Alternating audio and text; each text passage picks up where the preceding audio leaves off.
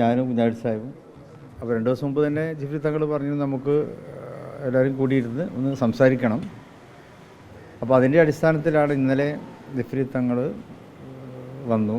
ഒപ്പം നമ്മുടെ അമിത് ഫൈസിയും മുക്കം ഫൈസിയൊക്കെ ഉണ്ടായിരുന്നു. കുറേ കാര്യങ്ങൾ ഞങ്ങൾ സംസാരിച്ചു. അപ്പോൾ ഇപ്പോഴത്തെ സാഹചര്യത്തിലുള്ള സംസാരങ്ങളൊക്കെ ഉണ്ടല്ലോ, അതൊക്കെ നടന്നു. അപ്പോൾ ഞാൻ പറഞ്ഞു ഇതിപ്പോൾ നമ്മളോട് മാത്രം പറഞ്ഞാൽ പോരാ, നിങ്ങൾക്കിപ്പോൾ എന്നോട് ചില കാര്യങ്ങളൊക്കെ പറയേണ്ടതുണ്ടാവും. കാരണം എനിക്ക് ചില കാര്യങ്ങൾ ബോധ്യപ്പെടുത്തി തരണം എന്നൊക്കെ അവർ പറഞ്ഞു.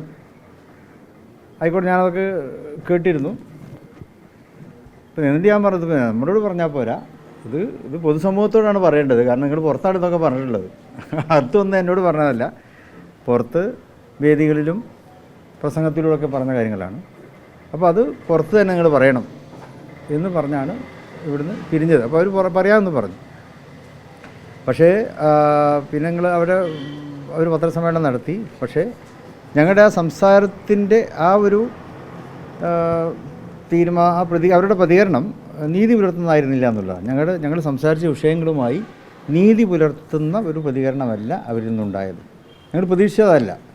ആ സംസാരത്തിൻ്റെ ഒരു അന്തസ്സത്തൊക്കെ മനസ്സിലാക്കണമല്ലോ. അത് മനസ്സിലാക്കിയിട്ട് പൊതുസമൂഹത്തോട് അവരത് തുറന്നു പറയേണ്ടതായിരുന്നു. പക്ഷേ ആ രീതിയിലുള്ളൊരു സംസാരമല്ല അവരിൽ നിന്നുണ്ടായത്.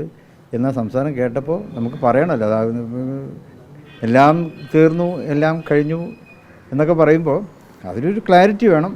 പക്ഷെ അവരുടെ സംസാരത്തിൽ അത്തരമൊരു ക്ലാരിറ്റി ഉണ്ടായിട്ടില്ല എന്നുള്ളതാണ്.